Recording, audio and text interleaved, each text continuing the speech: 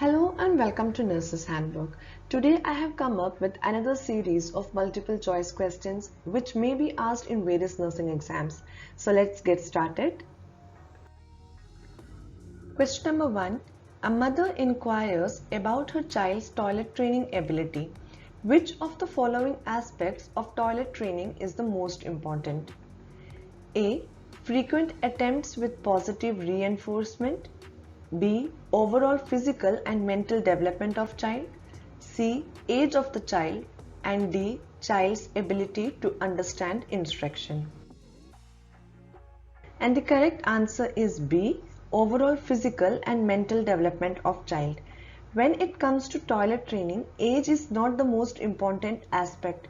Instead, child's total mental and physical talents to understand and follow the commands are important. Question number 2. A nurse is putting together a meningitis presentation. Which of the following organism has not been connected to human meningitis? A. H. influenza. B. Herpes simplex virus. C. Clostridium difficile. And D. Cytomegalovirus.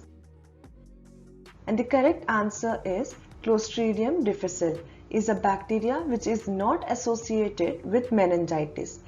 What is meningitis? Meningitis is an inflammation of the protective membranes covering the brain and spinal cord. A bacterial or viral infection of the fluid surrounding the brain and spinal cord usually causes the swelling. Meningitis can be bacterial, viral, fungal, parasitic, amoebic, and even it can be non-infectious. Some of the common viruses are enterovirus, Coxsackie or ecovirus group are the most common cause of viral meningitis across all age groups. Second is pericovirus. They are common in children. We are also having class of herpes viruses that causes meningitis, and it includes herpes simplex virus 1 and 2, varicella zoster, cytomegalovirus, Epstein-Barr, etc. As mentioned, Clostridium difficile is a bacteria which infects the large intestine, especially the colon part, and can cause symptoms ranging from diarrhea to life-threatening damage to the colon. These bacteria enter through the mouth from contaminated food surfaces, soil, human and animal feces, etc. It reproduces in the small intestine and releases the tissue damaging toxins in the colon of the large intestine.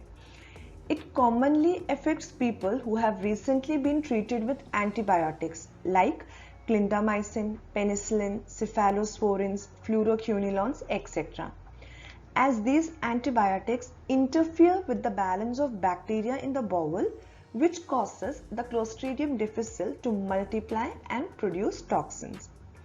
Complications caused by it are severe dehydration, bowel perforation, kidney failure, toxic megacolon, and even it can result in death. The drug of choice for the treatment is metronidazole and vancomycin. Question number 3. A new mother has some queries about PKU, phenylketonuria. Which of the following statements made by the nurse is not correct regarding PKU? A. Urine have high concentration of phenylpyruvic acid. B. The effects of PKU are reversible. C. A Guthrie test can check the necessary lab values. And D. Have blonde hairs, blue eyes and fair complexion. And the correct answer is B. The effects of PKU are reversible. The statement that PKU is reversible is wrong, as PKU is an inherited autosomal recessive disorder which has an error of amino acid metabolism. So now let us see which amino acid metabolism problem is there. In this condition, excessive accumulation of phenylalanine occurs in the blood due to the deficiency of enzyme phenylalanine hydroxylase PAH. Basically, this enzyme helps convert phenylalanine to thyroxine, which is needed for the formation of the pigment melanin. The normal level in newborn is 1.2 to 3.4 mg per dl, but in cases of classic PKU, it is about 20 mg per dl. Signs and symptoms of PKU include musty odor in the breath, skin and urine, and it is because of the accumulation of phenylpyruvic acid. Second is impaired development of brain and CNS, resulting in intellectual disability, delayed development, behavioral, emotional and social problems. Then we have seborrheic or eczematous skin lesions, fair skin, blonde hairs and blue eyes because of the absence or low production of melanin in such child. Microcephaly, that is abnormally small head. Next is hyperactivity, and psychiatric disorders are also seen in such children. Now, how it is diagnosed? By determining the phenylalanine level, and it is determined by ion exchange chromatography or tandem mass spectrometry. Then we have the Guthrie test as a bacterial inhibition assay. So now how it is managed? The dietary management includes milk substitutes like lopinalac and phenyl-free powder etc. can be used for infants and children. Phenylalanine restricted diet with semi-synthetic supplementation should be considered. Now coming to the pharmacological management, we can give sapropterin, which reduces blood phenylalanine levels. Then we have pegvaliase, which is a substitute for the deficient PAH, that is phenylalanine hydroxylase enzyme. Question number 4. A patient is diagnosed to have a history of diabetic ketoacidosis. Which of the following would you not expect to see with this patient if this condition were acute? A. Extreme thirst, B. Vomiting, C. Acetone breath smell, and D. Weight gain. And the correct answer is D. Weight gain. So now let us see what is DKA. It is an acute, major, life-threatening complication of diabetes which is characterized by three things. First is hyperglycemia, that is high blood sugar levels. Second is ketoacidosis, that is the presence of ketone bodies in the blood which makes the blood acidic, and thus it can result in metabolic acidosis. Third is ketonuria, that is the presence of ketones in the urine. It is commonly seen in type 1 diabetic patients but rarely seen in some type 2 diabetic patients also. Now let us see what happens in DKA. Before that, we need to understand a thing, that is the glucose which is produced in the body is taken up by the cells of the body for the metabolic processes in the presence of insulin. But in diabetic patients, we have very low levels of insulin, and that makes glucose unable to be processed by the body. And as a result, liver produces more glucose to feed the body. But as there is an absence or low levels of insulin, instead of taken up by the cells, the glucose starts getting accumulated in the bloodstream, which causes hyperglycemia in the patient. But still the body requires energy, so it finds an alternative for the source of energy, that it starts breaking down the fat, and this breakdown of fat produces ketones which build up in the bloodstream.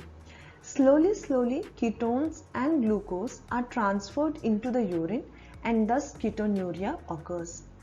In order to get rid of the accumulated ketone and glucose, a lot of water is lost, and this leads to dehydration in the patient, and it may worsen the ketoacidosis. Now let us see the symptoms of DKA. It includes high blood sugar levels and ketones in urine, stomach pain especially seen in elderly patients, nausea, fruity smelling breath, drowsiness leading in time to unconsciousness, deep heavy breathing, frequent urination, excessive thirst, and sudden weight loss. Now coming to the management part, correction of fluid loss with IV fluids should be done, correction of hyperglycemia with insulins, Correction of electrolyte disturbances, especially potassium loss, should be treated. Correction of acid-base balance is needed, and if there is any concurrent infection, it should be managed. Question number 5. Winging of the scapula is caused due to injury to which of the following parts? A. Thoracodorsal nerve, B.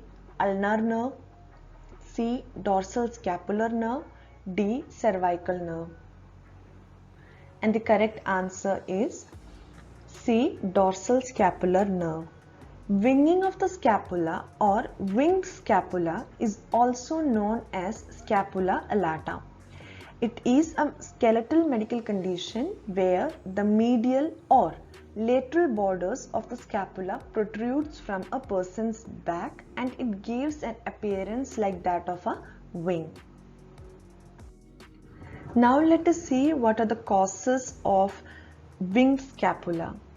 It is if damage to any of the 3 nerves which controls the muscles of arms, back and neck get injured, it can cause the winged scapula.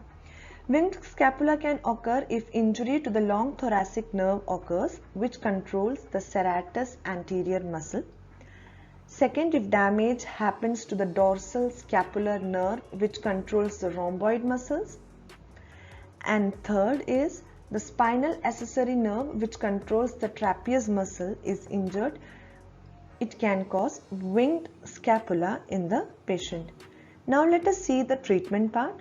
Activity modification, light physical therapy, uses of braces, drugs for symptomatic management is given like muscle relaxants, anti-inflammatory and analgesics. Surgical treatment includes nerve and muscle transfers, early repair of serratus anterior avulsion, scapulothoracic fusion, neurolysis of long thoracic nerve, etc. Thank you for watching. For more updates like this, do like, share and subscribe to our channel Nurses Handbook.